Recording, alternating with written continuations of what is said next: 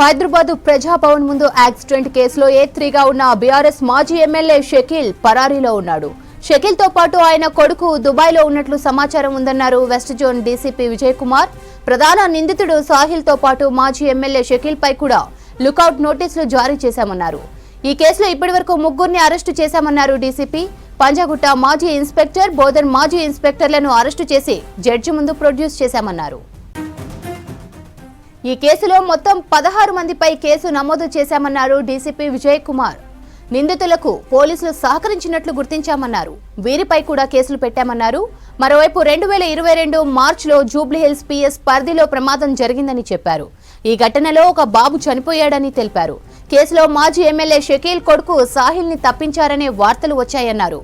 ఆ కేసును కూడా తిరిగి విచారణ చేస్తామన్నారు డీసీపీ. అది ప్రజాభవన్ యాక్సిడెంట్ కాదు, అది పంజాగుట్ట ఫ్లైఓవర్ దగ్గర జరిగిన డిసెంబర్ చివరి వారంలో జరిగిన ఒక రోడ్డు ప్రమాదం ఏదైతే ఉందో ఆ రోడ్డు ప్రమాదంలో ఎవరైతే BMW కార్ని డ్రైవింగ్ చేసిన వ్యక్తి మన నిజామాబాద్ జిల్లా బోధన్ నియోజకవర్గానికి చెందిన ఎక్స్ ఎమ్మెల్యే షకీల్, ఆయన కొడుకు రాహిల్, మొహమ్మద్ ఆమీర్ రాహిల్, ఆయన A1 ఉన్నాడు రాహిల్. ఆయన యాక్సిడెంట్ చేసిన కొన్ని గంటల్లోనే పోలీసు కస్టడీ నుంచి తప్పించుకొని పారిపోయి కొన్ని గంటల్లోనే ఆయన దుబాయ్కు కూడా వెళ్ళిపోవడం జరిగింది. ఇది మన దర్యాప్తులో ఎస్టాబ్లిష్ అయింది.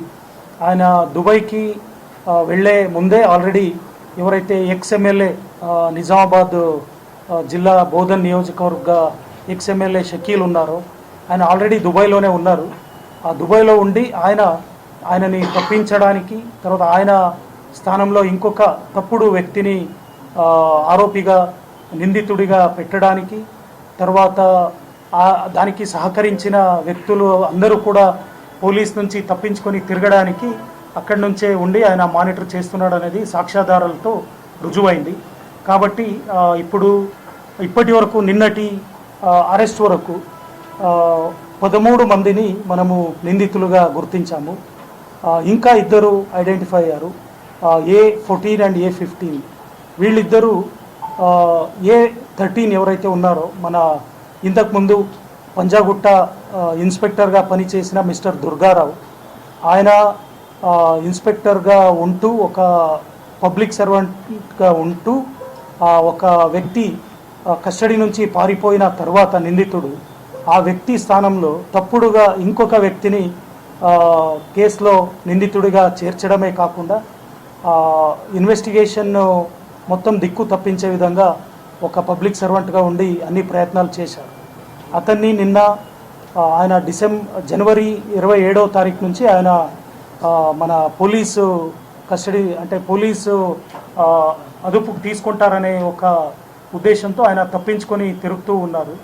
అతన్ని రీసెంట్లీ మొన్న ఒక నిర్దిష్ట సమాచారం మేరకు ఆయన తప్పించుకుంటూ తిరుగుతున్న సస్పెన్షన్లో ఉన్న పంజాగుట్ట మాజీ ఇన్స్పెక్టర్ దుర్గారావు గారిని గుంతకల్ రైల్వే స్టేషన్లో రైల్వే పోలీస్ సహాయంతో పట్టుకొని అదుపులోకి తీసుకొని ఆయనని విచారణ జరిపి నిన్న రాత్రి ఆయనని న్యాయాలయం ముందు ప్రవేశపెట్టడం, అరెస్ట్ చేసి న్యాయాలయం ముందు ప్రవేశపెట్టడం జరిగింది. న్యాయాలయంలో ఇది 7 years లోపు పనిష్మెంట్స్ ఉన్న నేరాలు కాబట్టి న్యాయాలయము ఆయనకు సొంత బాండ్ పైన రిలీజ్ చేయడం జరిగింది. ఈ రోజు నుంచి 5 రోజులు ఆయన పోలీసు దర్యాప్తు అధికారి ముందు ప్రెజెంట్గా ఉండి విచారణకు సహకరించాలి అని ఆదేశం ఇవ్వడం జరిగింది. ఇప్పుడు ఆ అధికారిని ఇంకా లోతుగా విచారణకు గురి చేసి ఇంకా ఈ కేసుకి కంప్లీట్ కావాల్సిన అన్ని సాక్ష్యాధారాలను కలెక్ట్ చేయడం జరుగుతుంది. హైదరాబాద్ ప్రజాభవన్ రోడ్డు ప్రమాదం కేసులో అరెస్టైన మాజీ సీఐ దుర్గారావుకు బెయిల్ వచ్చింది. నిన్న గుంతకల్లులో అదుపులోకి తీసుకున్న దుర్గారావును నాంపల్లి కోర్టు న్యాయమూర్తి ముందు హాజరుపరిచారు. షరతులతో కూడిన బెయిల్ మంజూరు చేశారు న్యాయమూర్తి. దేశం విడిచి ఎక్కడికి వెళ్లరాదని, పోలీసుల విచారణకు సహకరించాలని ఆదేశించారు.